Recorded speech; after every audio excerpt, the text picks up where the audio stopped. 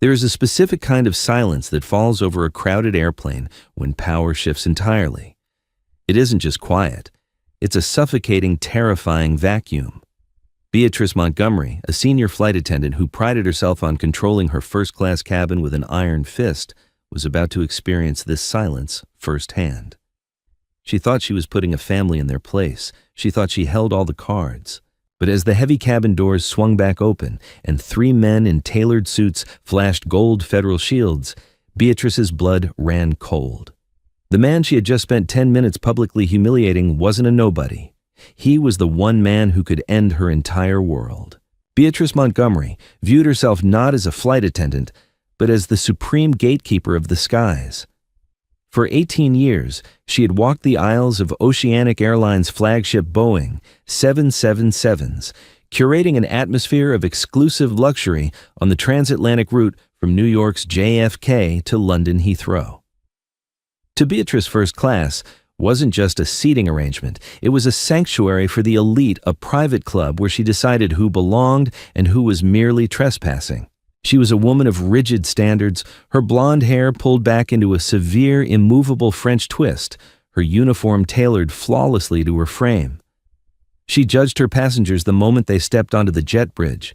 She categorized them by the cut of their suits, the brands of their watches, and unfortunately by prejudices she kept carefully hidden beneath a veneer of corporate hospitality. It was a rainy Tuesday evening, and Flight 114 was preparing for boarding. The first-class cabin was a haven of polished wood grain, soft amber lighting, and the faint scent of expensive leather and complimentary champagne. Beatrice stood at the front of the cabin, her hands clasped elegantly in front of her, a practiced hollow smile painted on her face. Her junior colleague, a young woman named Chloe, nervously checked the inventory in the galley. "We have a full house up here tonight, Beatrice," Chloe noted, glancing at the manifest. 14 out of 14. "I saw," Beatrice replied dryly, smoothing an invisible wrinkle from her skirt. "Let's just hope it's a civilized crowd. Last week we had an internet millionaire in 1A who wore sweatpants and asked for an extra bag of peanuts. Disgraceful." Boarding commenced and the usual clientele began to filter in. There was Richard Collins, a Wall Street hedge fund manager Beatrice recognized instantly. She greeted him by name and immediately offered him his preferred sparkling water with a twist of lime. There was a British diplomat and his wife, both exuding an air of quiet wealth. Beatrice felt in her element. Everything was orderly. Everything was exactly as it should be. And then, the Washington family boarded. David Washington stepped through the aircraft door carrying a sleek leather duffel bag. He was a tall, broad-shouldered black man in his late 40s, dressed impeccably but casually in a dark tailored blazer, a crisp white Henley and dark jeans. His posture radiated a quiet, unshakable confidence. Behind him was his wife Sarah, wearing a minimalist cashmere sweater and a silk scarf, holding the hands of their 2 young children, 7-year-old Leo and 5-year-old Maya. The children were perfectly behaved, holding their small carry-on backpacks, their eyes wide with the excitement of an international flight. Beatrice's practiced smile faltered, her jaw tightening just a fraction of an inch. Her eyes darted from David to Sarah, then down to the children. In Beatrice's rigidly biased mind, this family did not fit the aesthetic of her first-class cabin. She instinctively assumed there had been a mistake. Perhaps they were non-revenue passengers, airline employees using buddy passes, or perhaps they were simply lost wandering aimlessly toward the front of the plane when they belonged in row 50. David offered a polite, warm smile as he made eye contact with Beatrice. "Good evening," he said, his voice deep and resonant. "Good evening, sir." Beatrice responded, her tone noticeably cooler than the one she had used for the hedge fund manager. She didn't offer a welcoming gesture. Instead, she subtly blocked the aisle, stepping forward. "I believe you might be looking for the main cabin. If you'll just continue down the aisle through the business class section, the flight attendants in the back can help you find your rows." David paused, a flicker of confusion crossing his face, before it smoothed out into polite amusement. He didn't take offense, though he clearly registered the microaggression. He reached into his blazer pocket and produced 4 thick premium cardstock boarding passes. "Actually, we're right here," David said calmly, handing them over. "Seats 2A, 2B, 3A, and 3B. Beatrice snatched the boarding passes from his hand. She stared at the bold print, First class. Washington/David Mr. Washington/Sarah Mrs. She flipped them over as if expecting to find a counterfeit watermark. Her mind raced desperately, searching for a reason to invalidate their presence. It irked her profoundly that this man stood there so comfortably, so unfazed by her scrutiny. I see, Beatrice said, her voice tight, handing the passes back without looking him in the eye. Right this way. She did not offer to help them with their luggage. She did not offer them the pre-departure champagne or warm towels, a standard procedure she had rigorously applied to every other passenger in the cabin just moments before. She simply turned her back and retreated to the galley, her mind already spinning a web of baseless resentment. "Everything okay?" Chloe whispered from the galley, noticing Beatrice's rigid posture. "Fine," Beatrice snapped, grabbing a stack of napkins with unnecessary force. "Just another oversight by the gate agents, I'm sure. Probably upgraded them at the last minute because economy was oversold. It completely ruins the dynamic of the cabin when they do that." Chloe frowned, looking out at the Washingtons, who were quietly settling into their spacious pods. David was helping his son stow his backpack, speaking in gentle, encouraging tones. "They seem lovely, Beatrice, and they paid full fare. I saw the manifest code." Beatrice shot Chloe a withering glare. "You've been flying for 6 months, Chloe. Don't presume to know how this cabin operates." As Beatrice stewed in her own prejudice, she noticed something else. A wealthy frequent flyer, Jonathan Vance, weighed a prominent real estate developer named Jonathan Sterling. No Jonathan Croft was boarding. Croft was a platinum medallion member, an arrogant man who frequently threw tantrums if he didn't get his way. Croft was traveling with his associate, and they were currently seated in business class just behind the curtain. Beatrice knew Croft well, and she knew he had tried and failed. To secure first-class upgrades for this flight, an insidious, spiteful idea began to take root in Beatrice's mind. She looked at the Washington family settling comfortably into rows 2 and 3. Then she looked back toward the curtain where Croft was complaining loudly about the legroom. In Beatrice's twisted logic, Croft deserved those seats. The Washingtons did not. And Beatrice, the gatekeeper of the skies, decided she was going to correct what she saw as a gross administrative error. The cabin doors had not yet closed. Outside, the rain beat heavily against the windows of the 777, blurring the neon lights of the tarmac. Inside the first-class cabin, the atmosphere was a stark contrast of extreme comfort and simmering invisible tension. David Washington sat in 2. He's sipping a glass of water. He had fetched himself from the galley when Beatrice deliberately ignored his call button. He was a man accustomed to reading people. In his line of work, observing subtle shifts in behavior, assessing threats, and managing high-stress situations wasn't just a skill. It was a requirement for survival. He had recognized the hostility in Beatrice's eyes the moment he boarded. He chose to ignore it for the sake of his wife and children. They were heading to London for a rare, much-needed family vacation before his next major assignment began. He refused to let an embittered flight attendant ruin their evening. Sarah leaned over from 2B, gently touching his arm. "She's staring at us again," she murmured, keeping her voice low. David glanced up. Beatrice was standing near the cockpit door, her eyes fixed on them, whispering furiously into the cabin interphone. "Let her stare, sweetheart," David replied, patting Sarah's hand. "We paid for our seats. We're not going anywhere." But Beatrice had already set her plan in motion.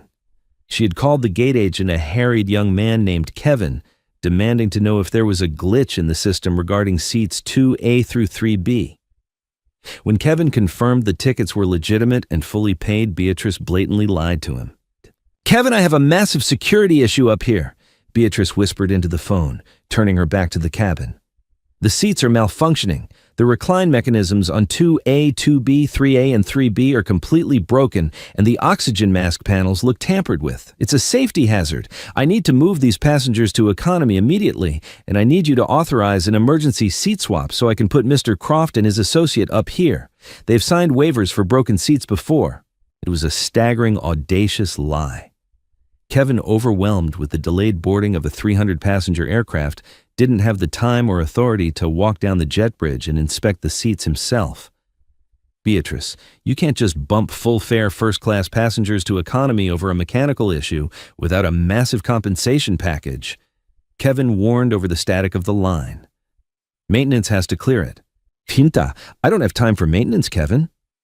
The captain wants to push back in 10 minutes, Beatrice hissed, utilizing the oldest trick in the book, blaming the pilots.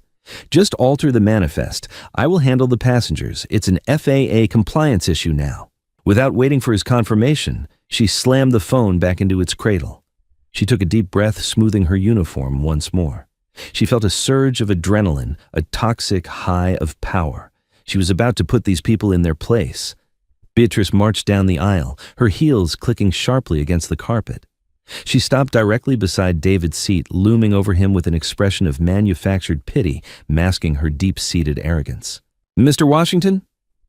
She said, her voice loud enough to draw the attention of the other passengers in the cabin.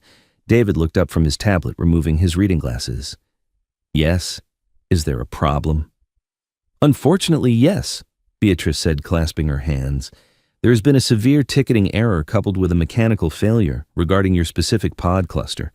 These seats are legally unsafe for travel. I'm going to have to ask you and your family to gather your belongings and relocate." Sarah sat up straight, her protective instincts instantly flaring. Relocate where the cabin is full." "Yes, ma'am, first class is full," Beatrice said, not bothering to hide the condescension dripping from her words. "However, we have managed to secure 4 seats for you in the main cabin. Row 42. It's near the rear lavatories, but it is the only option available." David didn't raise his voice. He didn't blink. He simply stared at Beatrice, his analytical mind instantly deconstructing the lie. "You're telling me that all 4 of our seats, which are on opposite sides of the aisle, have simultaneously suffered a mechanical failure?" "It's an electrical routing issue," Beatrice lied smoothly, though her pulse hammered. "FAA regulations state we cannot allow passengers to occupy defective equipment. I need you to move now, sir. You are delaying the flight." "I find that highly improbable," David replied calmly. "Furthermore, if the seats are structurally unsafe, you cannot legally seat anyone else in them. Yet I noticed you speaking with a gentleman in business class just moments ago, promising him a potential upgrade." Beatrice flushed a hot wave of anger and panic washing over her face. He was challenging her, in her cabin, in front of her wealthy regulars. "Sir, I will not be interrogated on my own aircraft. I am giving you a direct crew member instruction. You are required by federal law to comply." Little Leo, sensing the hostility, unbuckled his seatbelt and reached for his mother's hand. "Mommy, did we do something wrong?" "No, baby, sit back and buckle up," Sarah said soothingly, though her eyes were flashing with indignation as she looked at Beatrice. "We are not moving to row 42. We paid over $12,000 for these seats. If there is a mechanical issue, I want the lead mechanic on board to explain it to us." "The mechanics are busy." Beatrice snapped, her facade of politeness entirely shattering. Her voice rose, echoing in the quiet cabin. Several passengers, including the hedge fund manager, were now openly staring. "I am telling you to move. Your presence here is a mistake. You need to gather your things and go to the back where you belong." The words "where you belong" hung in the air, heavy and poisonous. It wasn't about broken seats. It wasn't about FAA regulations. It was a raw, unfiltered exposure of her prejudice. David's expression hardened. The polite, accommodating father vanished, replaced by something much colder, much more formidable. "I'm going to ask you to step away from my family," David said, his voice dropping an octave, carrying a terrifying authority that made Chloe, the junior flight attendant, physically flinch from the galley. "We are not moving. You are refusing a direct order." Beatrice's voice shrilled, leaning into the aisle. She was fully committed now. She had to win. "If you do not get up right now, I will have the captain declare you a security threat, and you will be forcibly removed from this aircraft by the authorities. Is that what you want to be dragged off in front of your children?" The cabin was dead silent. The rain drumming against the fuselage was the only sound, accompanying Beatrice's heavy, angry breathing. She stood with her hands planted on her hips, towering over David, expecting him to break. She expected him to gather his bags in shame, drop his head, and drag his family to the back of the plane, defeated by her authority. Instead, David Washington slowly leaned back in his plush leather seat. He didn't look angry. He looked profoundly disappointed. "You'll be net key. If you feel that calling security is the necessary protocol for a passenger refusing to give up a paid seat for a fabricated mechanical issue, David said smoothly, his eyes locked onto hers. Then I highly suggest you make that call, but be very certain you know who you are calling. Beatrice's eyes widened with fury. How dare he? How dare this man challenge her in her domain? Fine, Beatrice spat. She spun around on her heel, marching toward the interphone. She practically ripped it off the wall. She dialed the cockpit, her hands shaking with rage. Captain Davies, she said loudly, ensuring her voice carried back into the cabin so everyone could hear. We have a severe disturbance in first class. The passengers in row 2 and 3 are becoming belligerent. They are refusing a crew member's safety instructions and are aggressively refusing to leave broken seats. I need you to halt pushback. I need airport security and ground police on board immediately to remove them.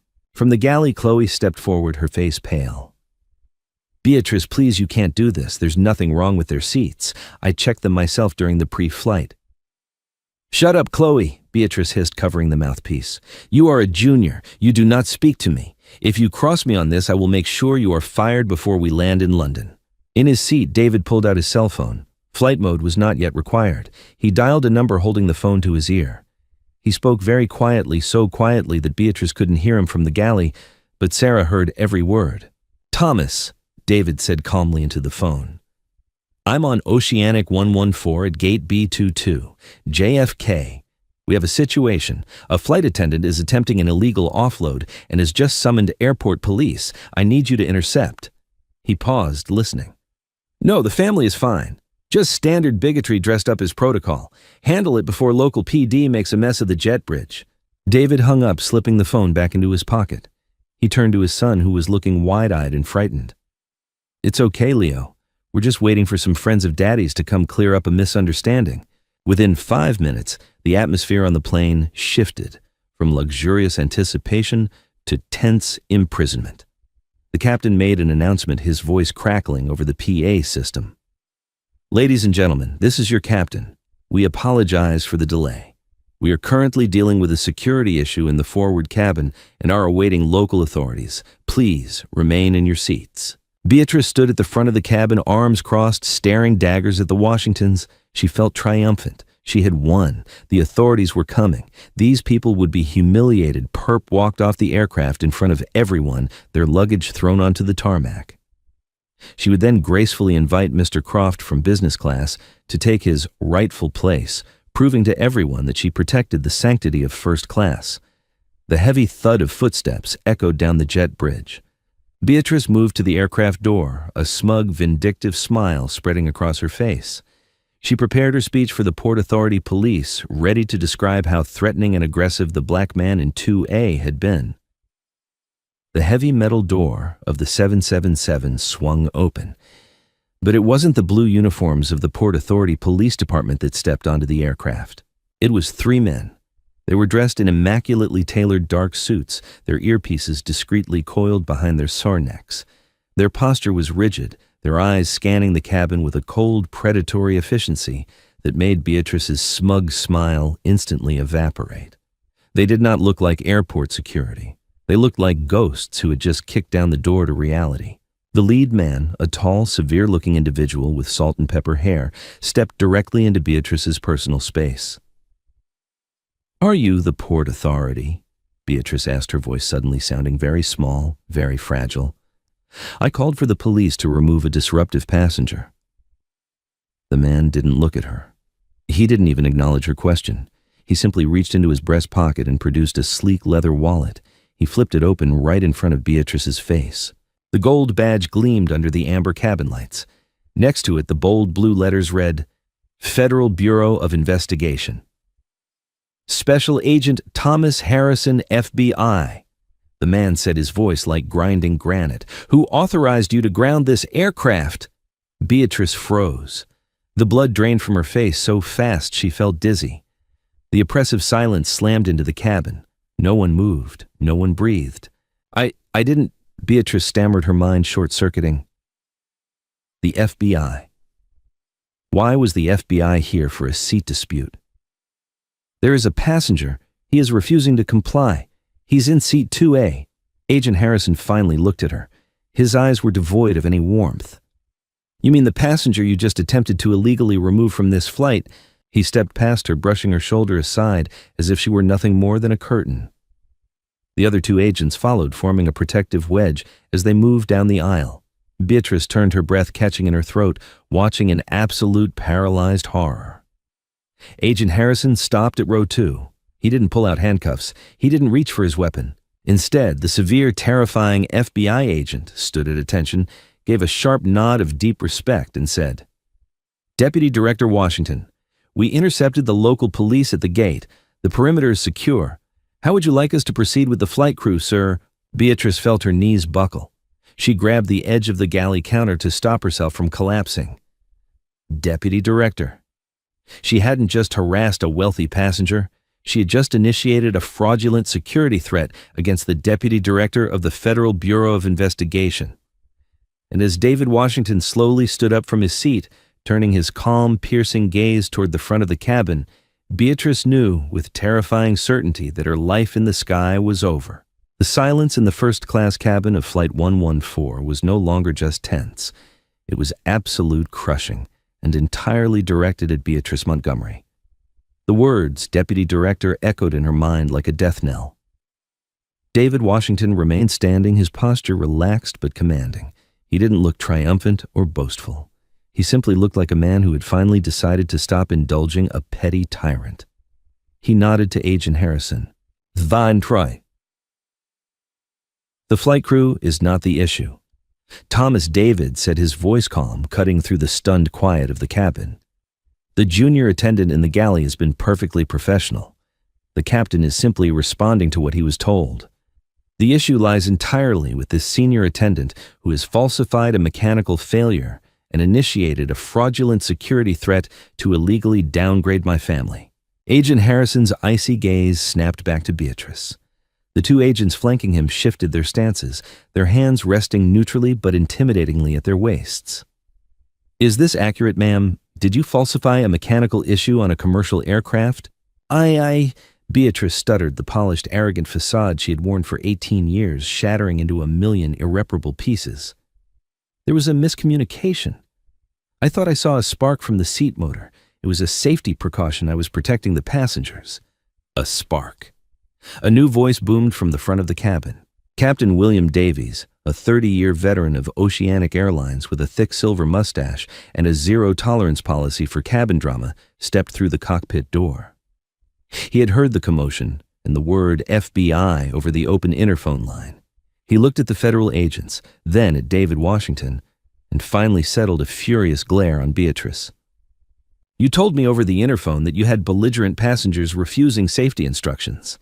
Captain Davies barked, his face flushing red. "You never mentioned a spark, Beatrice. You said they were a security threat." "They were refusing to move," Beatrice cried, her voice pitching up in panic. She was cornered, and the instinct of a cornered animal is to lash out. "He was intimidating me. I felt threatened." "William?" "Threatened?" David asked, his voice dangerously low. "By what, my request to speak to a mechanic?" "We can clear this up right now," Agent Harrison stated flatly. He unclipped a radio from his belt. "Harrison to perimeter. Send the Oceanic lead mechanic on board. Let's inspect rows 2 and 3. "No," Beatrice blurted out, stepping forward before she could stop herself. "That isn't necessary. The flight is already delayed. I'll let them stay in their seats. We can push back." The admission of guilt hung in the air, thick and undeniable. Richard Collins, the Wall Street hedge fund manager in seat 1A, let out a loud, scoffing laugh. "You've got to be kidding me," Collins said loudly, leaning over his armrest. "She was trying to kick them out to upgrade Jonathan Croft. I heard her promising Croft a seat when he boarded. She's been ignoring this family since they sat down." Beatrice whipped her head around, glaring at Collins. "Mr. Collins, please." "Don't Mr. Collins me, Beatrice, and bah." The wealthy passenger shot back, his disdain evident. "I've flown with you for 5 years. You've always been a snob, but this is a new low even for you. Faking a security threat, you're out of your mind." Within moments, a heavy-set man in grease-stained Oceanic Airlines coveralls pushed past the agents. It was the lead ground mechanic. Captain Davies gestured to the Washington seats. "Check the pods in rows 2 and 3. Motors, wiring, oxygen panels, everything." The cabin watched in captive silence as the mechanic knelt beside David's seat, pulling out a diagnostic reader and physically inspecting the mechanisms. It took him less than 3 minutes. He stood up, wiping his hands on a rag, and looked directly at the captain. "Seats are perfectly fine, Cap," the mechanic said, sounding irritated. "Motors are responsive. No shorts panels are sealed. Who called this in?" Captain Davies turned his terrifying silent fury onto Beatrice.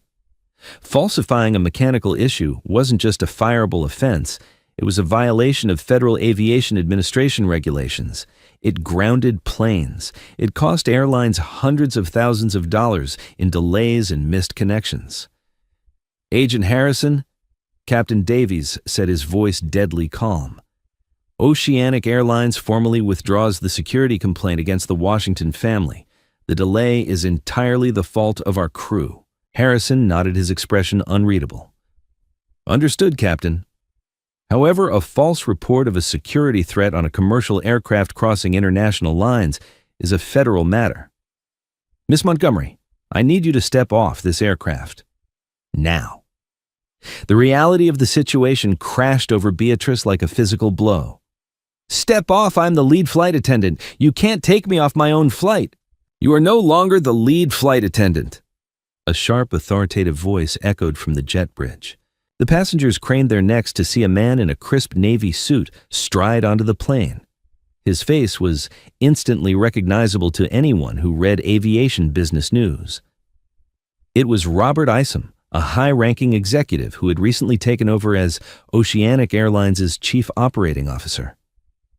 He happened to be at JFK that evening overseeing the rollout of a new international terminal protocol, and the sudden presence of the FBI at one of his flagship gates had brought him running. Isom took in the scene the FBI agents, the stoic black family in first class, his furious pilot, and his trembling, pale flight attendant. He had already been briefed by the gate agent Kevin, who had wisely recorded Beatrice's frantic, rule-breaking phone call. "Mr. Washington," Isom said, stepping past Beatrice entirely and extending his hand to David. "I'm profoundly sorry for this unacceptable situation. Oceanic Airlines deeply values your time and your service to this country." David shook the executive's hand firmly. "I appreciate that, Mr. Isom. My only concern is my family's comfort and getting to London without further harassment." "You have my personal guarantee," Isom said. He then turned slowly to face Beatrice. The warmth vanished from his eyes, replaced by the cold, calculating gaze of a corporate executioner. "Beatrice, I listened to the recording of your call to the gate," Isom said quietly, though in the silent cabin every word was a gunshot. "You bypassed protocol, you lied to ground staff, you lied to your captain, and you weaponized airport security against a paying passenger because you didn't like the look of them. And you did it all to curry favor with another passenger in business class." Jonathan Croft, the wealthy real estate developer sitting just behind the curtain in business class, suddenly stood up and grabbed his briefcase. "I had nothing to do with this," Croft announced loudly. His face flushed with embarrassment as several passengers turned to look at him. "I didn't ask her to kick anyone out. I'm not involved in this mess." Croft practically sprinted toward the exit, choosing to miss his flight to London rather than be associated with the unfolding disaster. Beatrice was shaking violently now. The tears she had held back began to spill over her perfectly applied makeup. "Mr. Isom, please. I've given 18 years to Oceanic. 18 years. My record is spotless. You can't do this over a misunderstanding." "It wasn't a misunderstanding, Beatrice. It was a conscious, malicious choice." Isom replied, his voice devoid of sympathy. "And your 18 years are over. You are terminated, effective immediately. Hand over your wings, your company ID, and your security clearance badge." Beatrice gasped, clapping a hand over her mouth. "Here now, you're firing me in front of the passengers." "You had no problem attempting to humiliate this family in front of the passengers," Isom pointed out ruthlessly. "Hand them over." With trembling hands completely broken, Beatrice reached up and unpinned the gold Oceanic wings from her lapel. She unclipped her ID badge from her lanyard. She handed them to Isom, who took them without a word. "Agent Harrison," Isom said, stepping back. "She is no longer an employee of Oceanic Airlines. Do with her what you will." Bertrand. Beatrice Montgomery. Agent Harrison said, stepping forward, his voice a low, intimidating rumble. You are being detained for questioning regarding the transmission of a false distress and security threat on an international flight, a violation of Title 18 of the United States Code. Walk. I need my bags, Beatrice sobbed, looking desperately toward the galley where Chloe, the junior flight attendant, was watching with wide, shocked eyes. Chloe, Isom said gently to the young woman, please gather Ms. Montgomery's belongings and hand them to the agents on the jet bridge. Then I need you to step up as lead for this cabin. Can you handle that? Chloe swallowed hard, straightening her posture. Yes, sir, absolutely. As the FBI agents escorted Beatrice down the aisle toward the exit, the passengers of first class watched in silence. There was no pity in their eyes. They had witnessed her arrogance, her cruelty, and her blatant racism, and now they were witnessing the brutal, uncompromising reality of karma. As she passed row 2, Beatrice forced herself to look at David Washington. She expected him to be smiling, to be gloating over her destruction. Instead, he wasn't even looking at her. He was leaning over, helping his daughter Maya adjust her headset, completely dismissing Beatrice as if she were nothing more than a minor turbulence they had already flown through. That realization that she was utterly insignificant to the man she had tried to ruin was the final devastating blow. The heavy doors of the Boeing 777 finally closed, shutting out the rainy New York night. Inside, the atmosphere underwent a miraculous transformation. With the toxic presence of Beatrice Montgomery removed, the first-class cabin breathed a collective sigh of relief. Chloe, stepping into her new role with nervous but genuine enthusiasm, moved quickly through the aisles. She approached the Washington family with a tray of fresh warm towels and 4 crystal flutes, 2 filled with premium champagne for David and Sarah, and 2 filled with sparkling apple cider for Leo and Maya. I am so incredibly sorry for what you just experienced, Chloe said, her voice sincere. Please let me know if there is absolutely anything I can do to make this flight perfect for you. Sarah smiled warmly, taking a flute. You've been wonderful, Chloe. Thank you. David raised his glass slightly to the young attendant. You have a bright future ahead of you. Don't let people like her teach you how to fly. Back on the jet bridge, the nightmare was only just beginning for Beatrice. She was marched through the terminal, flanked by the grim-faced FBI agents. Passengers waiting at other gates stared as the impeccably dressed sobbing woman was escorted past the food courts and duty-free shops. She was taken to a sterile, windowless security room deep within the bowels of JFK Airport. For 3 hours, she was aggressively questioned by federal agents. They didn't care about her seniority or her pristine record. They cared that she had triggered a federal security response to satisfy a personal vendetta. The consequences hit her like a succession of freight trains. By midnight, it wasn't just her job that was gone. Because she had been terminated with cause for violating federal aviation safety protocols and initiating a false security threat, Oceanic Airlines aggressively moved to revoke her pension. 18 years of built-up retirement funds frozen and contested under a gross misconduct clause. But the final hardest hit of karma came a week later. Beatrice, sitting in her quiet, lonely apartment, received a certified letter from the Federal Aviation Administration. Due to the severity of her actions, falsely reporting a mechanical failure that could have disrupted air traffic control and misusing security resources, she was formally fined $25,000. More devastatingly, her name was officially added to the federal no-fly list for a minimum of 5 years pending further review. The woman who had believed she was the supreme gatekeeper of the skies was now legally barred from ever stepping foot on a commercial aircraft again. Back in London, David Washington and his family were enjoying a crisp, sunny afternoon walking through Hyde Park. David's phone buzzed in his pocket. It was a secure text from Agent Harrison updating him on the conclusion of the Montgomery investigation and the FAA's ruling. David read the message, his face impassive. He deleted the text, slipped the phone back into his pocket, and bought his children ice cream. He had spent his life dealing with true threats, with organized crime and international espionage. A prejudiced flight attendant was barely a footnote in his world. Beatrice Montgomery had tried to exert power over a man she deemed beneath her, relying on a system she thought she controlled. She learned in the most humiliating public and permanent way possible that true power doesn't need to shout, it doesn't need to demean, and it certainly doesn't need to lie. It simply waits for the truth to be exposed, allowing arrogance to write its own spectacular downfall.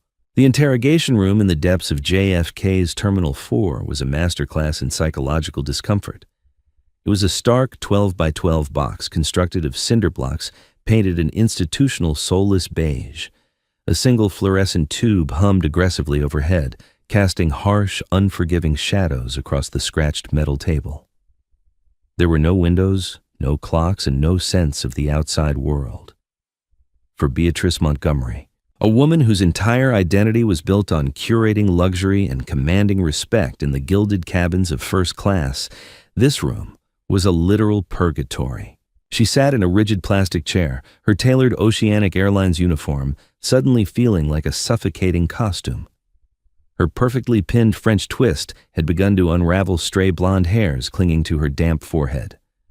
Across the table sat Special Agent Thomas Harrison, his posture completely relaxed, his silence weaponized. Beside him sat a woman in a sharp gray suit, an investigator from the Federal Aviation Administration named Diana Miller. For the first 45 minutes, Beatrice had tried to maintain her haughty demeanor. She had demanded her union representative. She had threatened to call her lawyer. She had insisted that she was the victim of an aggressive, uncooperative passenger who had made her fear for the safety of her aircraft. "I suppose I have rights," Beatrice stated, her voice trembling slightly but retaining its sharp edge. "I am a senior flight attendant with 18 years of impeccable service. I followed my training. When a passenger is non-compliant, we secure the cabin. That is what I did." Agent Harrison slowly opened a thick manila folder resting on the table. He didn't look angry. He looked utterly bored, which terrified Beatrice more than any shouting could have. "Impeccable service!" Harrison repeated, his voice a low gravel. He slid a piece of paper across the metal table. "Let's talk about your definition of impeccable, Miss Montgomery. This is a passenger complaint from October of last year. A Dr. Aris Thorne, a pediatric surgeon of Middle Eastern descent, was seated in first class. You accused him of stealing a blanket and threatened to have him arrested upon landing. Oceanic Airlines quietly settled the matter with a travel voucher to avoid a lawsuit." Beatrice's jaw tightened. He was acting suspiciously. He didn't have his baggage tags visible. Harrison ignored her, sliding another paper forward. "March of this year, a Hispanic family, the Valdezis, flying to Paris. You refused to serve them their pre-ordered meals, claiming there was a catering error, yet the junior flight attendant later confirmed the meals were in the galley. The family reported you made several disparaging remarks about how their kind usually flew in the back." "Those are baseless accusations!" Beatrice shrilled, her hands gripping the edge of the table. "People complain all the time to get free miles. It means nothing." "It establishes a pattern," Agent Miller interjected, her voice sharp and clinical. "A pattern of discriminatory behavior disguised as protocol enforcement. But tonight, Miss Montgomery, you escalated from rude behavior to a federal crime." "I did not commit a crime," Beatrice yelled, slamming her hand on the table. "I thought the seat was broken. I saw a spark." Agent Miller leaned forward, her eyes locking onto Beatrice's. "We have the audio recording of your call to the gate agent, Kevin. You did not mention a spark. You did not mention smoke. You explicitly asked for an emergency seat swap to accommodate Mr. Jonathan Croft, a wealthy white passenger from business class. You then fabricated a structural failure to force the Washington family out. When Mr. Washington calmly requested a mechanic, you panicked, realizing your lie would be exposed. So, you called the captain and initiated a fraudulent security threat, claiming the passenger was belligerent." "He was intimidating," Beatrice cried, tears of pure frustration finally spilling down her cheeks. "You weren't there. You didn't see the way he looked at me. He looked at you like a man who knew you were lying," Harrison said bluntly. "And he happened to be the deputy director of the Federal Bureau of Investigation. But even if he were a schoolteacher or a plumber, your actions grounded a massive commercial airliner and triggered a tactical police response. Under 18 U.S. Code, Section 35, communicating false information that endangers the safety of an aircraft in flight, or in this case, preparing for flight, is a felony." The word felony hung in the stale air. Beatrice felt the blood drain from her face. Her chest hived as she struggled to draw a breath. The heavy metal door clicked open, and Brenda Walsh walked in. Brenda was a veteran union representative for the Association of Flight Attendants. She was a tough, no-nonsense woman who had defended hundreds of crew members over her career. When Beatrice saw her, a wave of profound relief washed over her. "Brenda, thank God!" Beatrice gasped, half standing. "They are trying to frame me.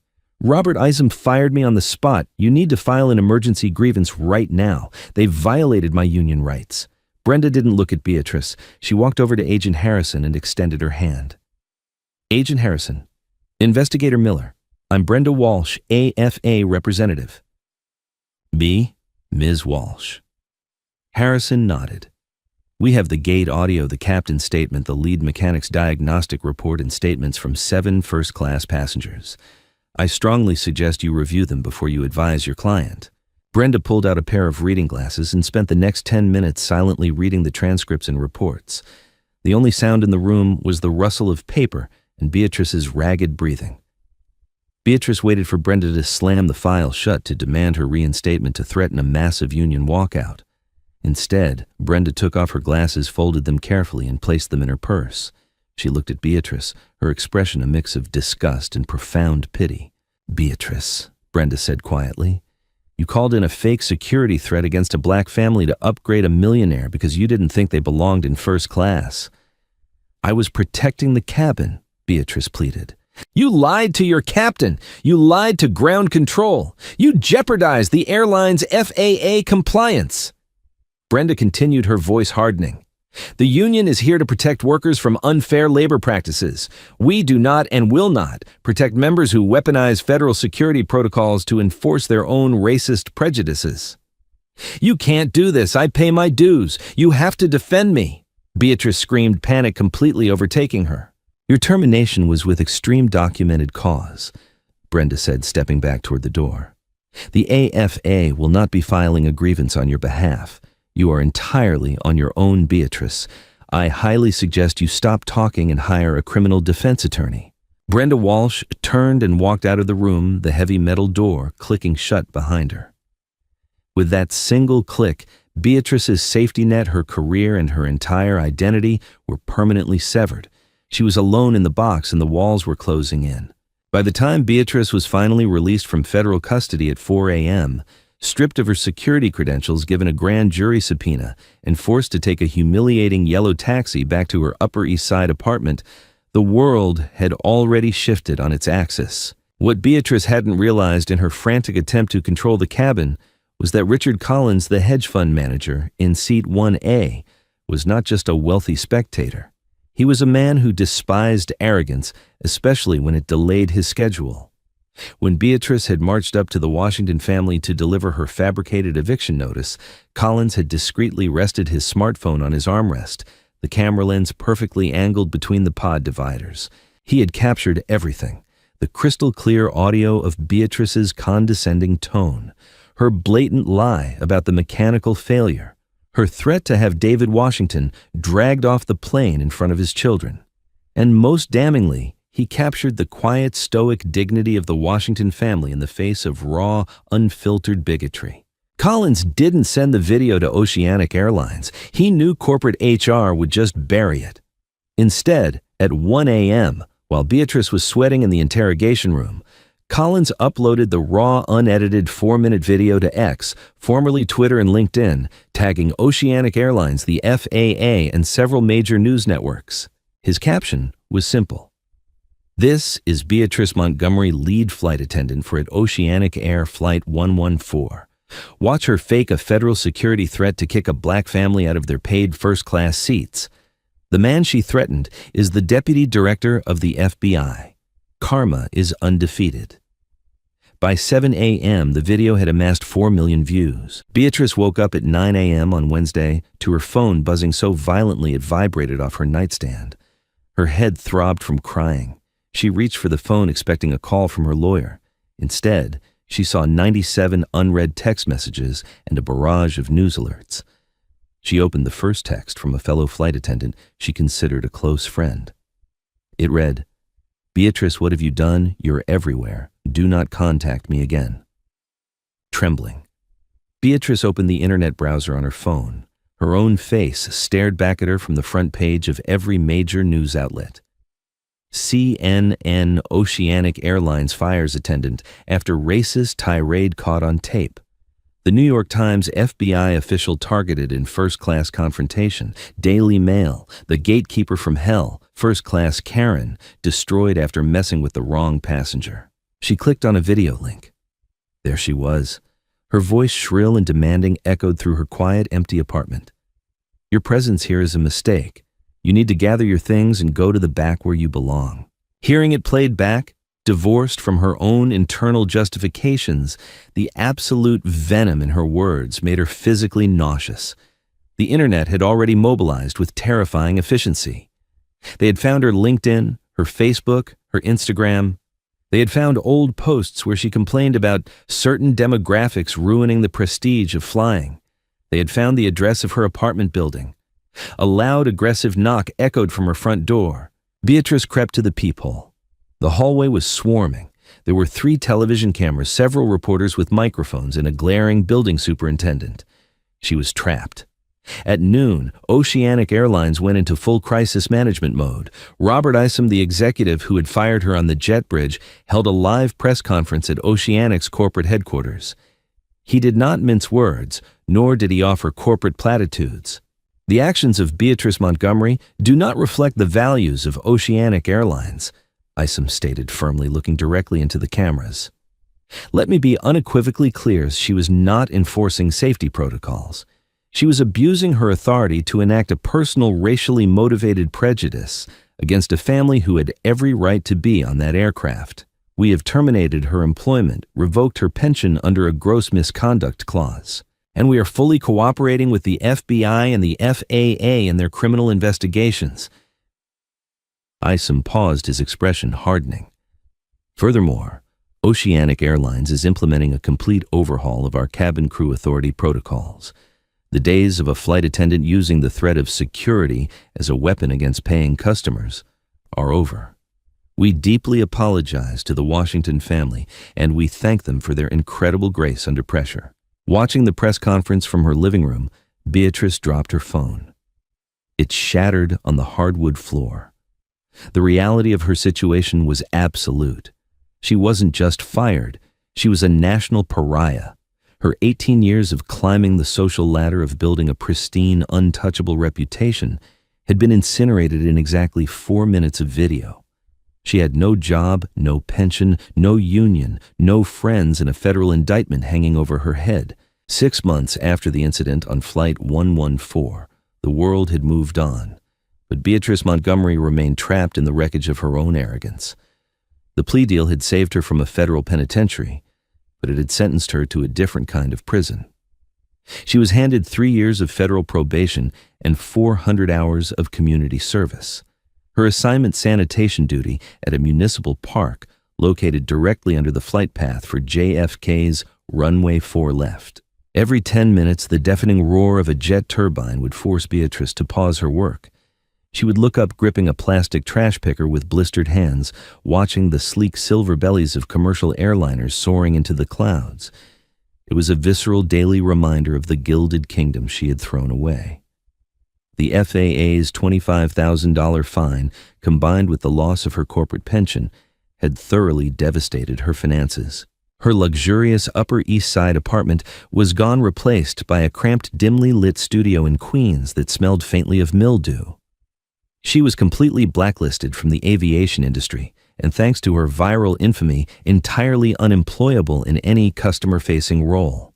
Yet, instead of humility, Beatrice harbored a festering delusional resentment, driven by financial desperation and the toxic belief that she was the true victim of a misunderstanding. She made a final, catastrophic miscalculation. She sought out Thomas Granger, a notoriously aggressive civil litigation attorney whose face plastered the backs of city buses under the slogan, "We make them pay." Granger operated out of a cluttered, windowless office in a strip mall. He didn't care about the truth. He cared about the microscopic chance of an out-of-court nuisance settlement from a multi-billion-dollar airline. They violated your right to due process. Beatrice Becho. Granger told her, his eyes gleaming with predatory greed as he drafted the paperwork. They defamed you on an international stage, and that passenger used his federal position to intimidate a civilian worker. We are going to sue Oceanic Airlines, and we are going to sue David Washington personally for emotional distress breach of implied contract and public defamation.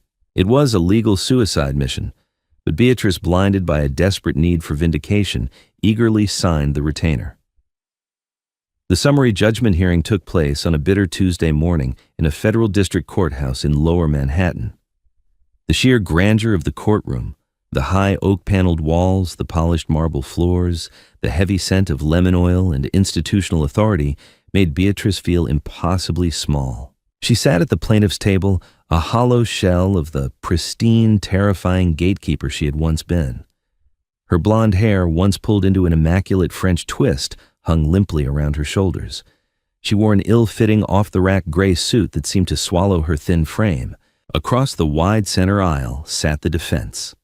The legal team for Oceanic Airlines occupied 3 seats, flanked by boxes of meticulously organized evidence.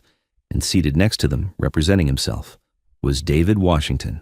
He wore a charcoal, impeccably tailored suit, radiating the exact same quiet, unshakable authority that had terrified Beatrice on the airplane. He didn't look angry. He didn't look anxious.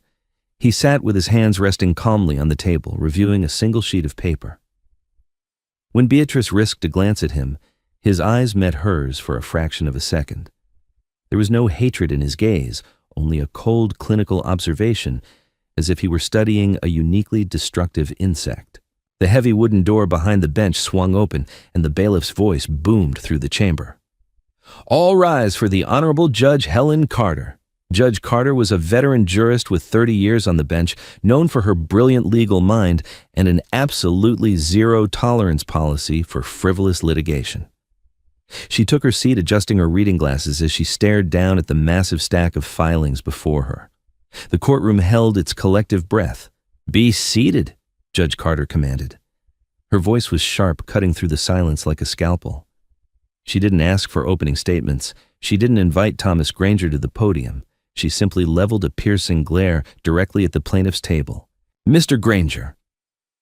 Judge Carter began, her tone dripping with undisguised contempt. "I have spent the weekend reviewing this lawsuit. I have read the affidavits. I have read the internal disciplinary reports from Oceanic Airlines. And unfortunately for my own sanity, I have watched the 4-minute video of your client's behavior that is currently a matter of international public record." Granger stood up, attempting a confident smile.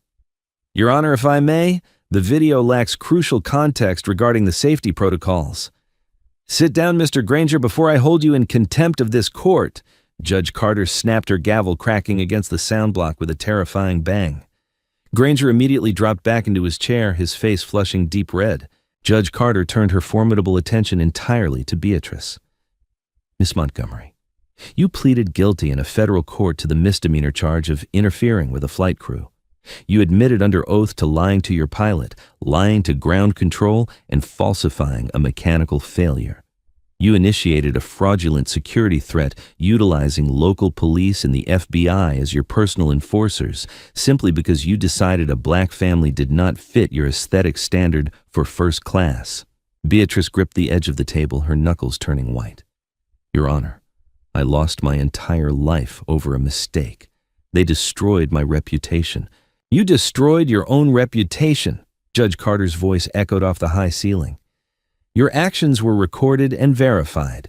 Oceanic Airlines fired you for gross misconduct, a decision this court finds entirely justified and legally sound.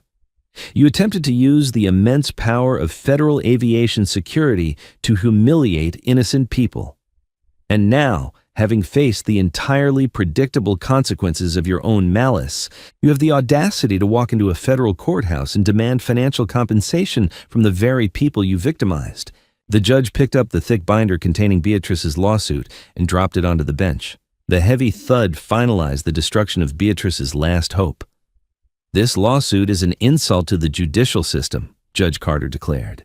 "It is baseless, vindictive, and fundamentally frivolous. The motion for summary judgment is granted. This case is dismissed with prejudice. You cannot and will not refile this garbage in my jurisdiction." Beatrice let out a ragged, trembling breath, but the judge was not finished. The hammer of karma was about to strike its final, most devastating blow. Furthermore, Judge Carter continued, her eyes locked onto Beatrice. "Because this court finds this litigation to be malicious in its intent, I am granting the defense's motion for sanctions. I am ordering the plaintiff Beatrice Montgomery to pay the full legal fees and court costs for both Oceanic Airlines and Mr. Washington. We are adjourned." The gavel fell one last time. The sound signaled absolute, inescapable ruin. Paying the elite corporate legal team of Oceanic Airlines would easily run into the hundreds of thousands of dollars. Beatrice was already drowning in debt. This ruling meant complete, unavoidable Chapter 7 bankruptcy. Her wages at any future minimum wage job would be garnished. Her credit would be annihilated for a decade. The financial chains she had just locked around her own ankles were permanent. As the courtroom slowly began to empty, Beatrice remained frozen in her cheap plastic chair. She couldn't move. She couldn't cry. The absolute reality of her destruction had finally paralyzed her. David Washington stood up calmly, buttoning his suit jacket. He picked up his leather briefcase and turned toward the center aisle. As he walked past the plaintiff's table, he paused for a brief moment. He looked down at the broken woman who had tried so desperately to ruin his family's peace. He didn't gloat. He didn't offer a dramatic parting speech to rub salt in the wound. He didn't need to. The universe, guided by her own disastrous choices, had already delivered a verdict far harsher than any words he could offer. David simply turned his back on her and walked out of the heavy oak doors, stepping out into the bright, bustling New York afternoon. He pulled out his phone and dialed his wife. Sarah, David said, a warm, genuine smile finally breaking across his face. "It's over. Completely finished. Yes, the judge threw it out with prejudice. I'm heading to the airport now. Tell Leo and Maya I'll be home for dinner." He hailed a cab, blending seamlessly into the vibrant pulse of the city, a man secure in his life, his family, and his unshakable integrity. Back in the cold, echoing silence of the courtroom, Beatrice Montgomery sat completely alone. She was permanently grounded, stripped of her wings, her wealth, and her pride, serving as a stark, unforgettable testament to a simple truth: those who dig graves for others almost always end up buried in them themselves. The story of Beatrice Montgomery is a chilling reminder that true power doesn't require a badge, a uniform, or the ability to intimidate others. Real power is grounded in quiet confidence, integrity, and the truth.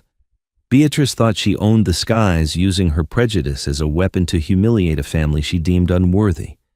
But she forgot one crucial rule of the universe: karma always collects its debts, and it always charges interest. The gatekeeper who tried to lock others out ultimately threw away the key to her own life, losing her career, her fortune, and her dignity in a spectacular fall from grace. If this story of justice and ultimate karma satisfyingly hit the spot, show your support. Hit that like button, share this video with someone who loves a good real-life plot twist, and don't forget to subscribe to the channel for more incredible stories. Drop a comment below.